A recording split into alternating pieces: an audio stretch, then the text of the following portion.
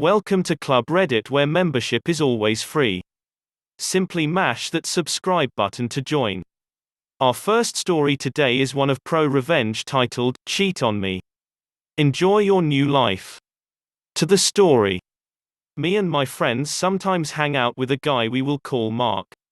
Now, Mark is in his 40s, happily married to a woman. They have 2 kids in their teens. I will tell this story as accurately as possible from what Mark told us. As you all know, married life can many times get boring with 9 to 5 jobs, mundane life in a small-time village. Kids are growing up, so you don't have to look after them 24/7 anymore. So you do what you can to make life interesting. You get a dog, start some hobbies, etc. Or so at least Mark thought. He also thought that his happy little life would last forever. Wrong. Mark found out through the grapevine that while he was playing sports, being at work, trying to break the boring life they were having, his wife, let's call her Mandy, was attending to some hobbies of her own. Hobbies that included getting sweaty and real passionate with another man from a few towns over. At first the rumors didn't bother him, they were rumors after all. But something in Mandy's behavior started to change. No more funny time with Mark, she started to get distant, no more talking, just yelling, being annoyed, etc. It went on for a few months. This struck Mark as off, and one time after we were done playing soccer, he asked us what to do. We came up with advice, like confronting her. But Mark didn't want to ruin his marriage over some mood swings and a rumor. So he did what every sane man would do. He set up cameras all through the house. And I am talking private investigator quality stuff here. He had cameras in the bathroom, living room, their bedroom, basically everywhere but the room of his children. He updated us on his new hobby and his setup, and things cooled off for a few weeks. After a few weeks after soccer time, we went out for a few beers. Mark wasn't quite himself, so we inquired what was wrong. He told us that he, after several nights of reviewing tape, found out that Mandy indeed was cheating on him. He was furious. They were married 20+ years, they were high school sweethearts with 2 boys, and she betrayed him. Now comes the revenge part. He didn't confront her right ahead. Mark formulated a plan. Living only a few towns over, he had no problem getting the guy's phone number. Now you all know those pesky advertising companies who call you to get you to buy products, right?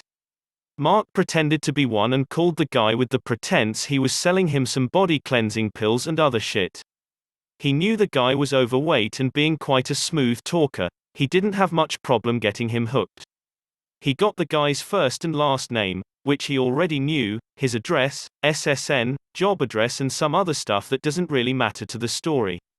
He told the guy he was in a ballot for different prizes from the company he was working for, and he would stay in touch in case the guy won anything. After that, came part 2. While Mandy was at work on a Friday, he packed all the stuff she owned, clothes, jewelry, collectibles, and other stuff into their family car. They have a VW Touran, so everything she had easily fit in. When Mandy came home from work, he told her they were going on a trip. At first she was against it, but again the smooth talking convinced her to roll over pretty quick, and she got in the van with him. Before that, he took the boys to one of our friends' house. They weren't 18 yet, and he is a responsible father, and off they went. Where did they go, you ask?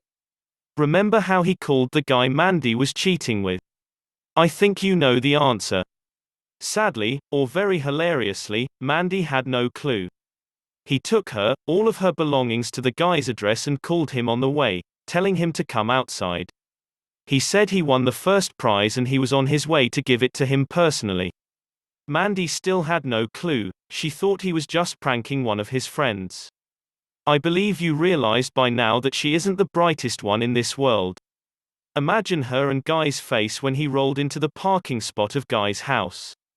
He stepped out of the car, shook the guy's hand, and told him, "Here is your prize, sir. I believe you know what it is." Took one last look at Mandy's white face, and walked off.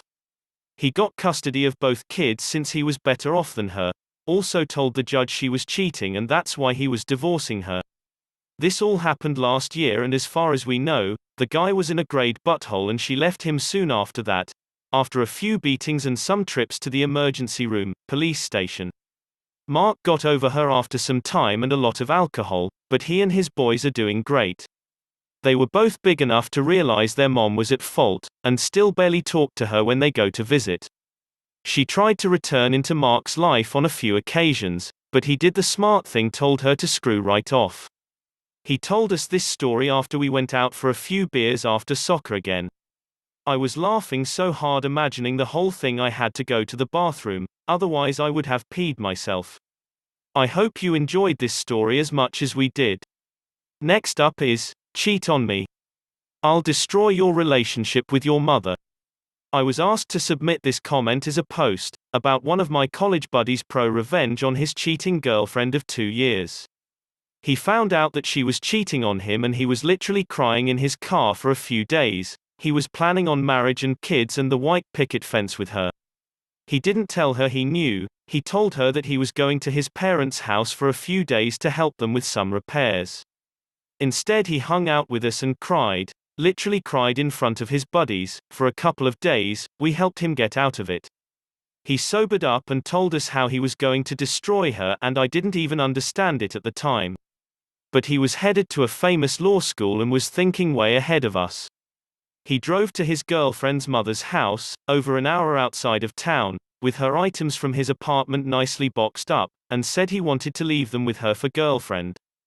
Girlfriend's mom and him had met several times. He had gone to their Thanksgiving, etc. Girlfriend's mom was like, okay, but why? Not suspecting anything was wrong.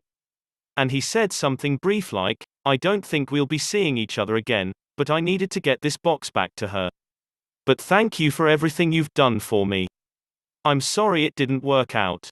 Girlfriend's mom is stunned and tries to ask why and what and everything, but my friend just starts crying, I don't think intentionally, and runs off and drives away.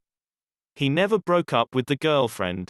Never even contacted her. She heard about it from her mom, who called her immediately, and he received confused and angry texts from the now ex on his drive home.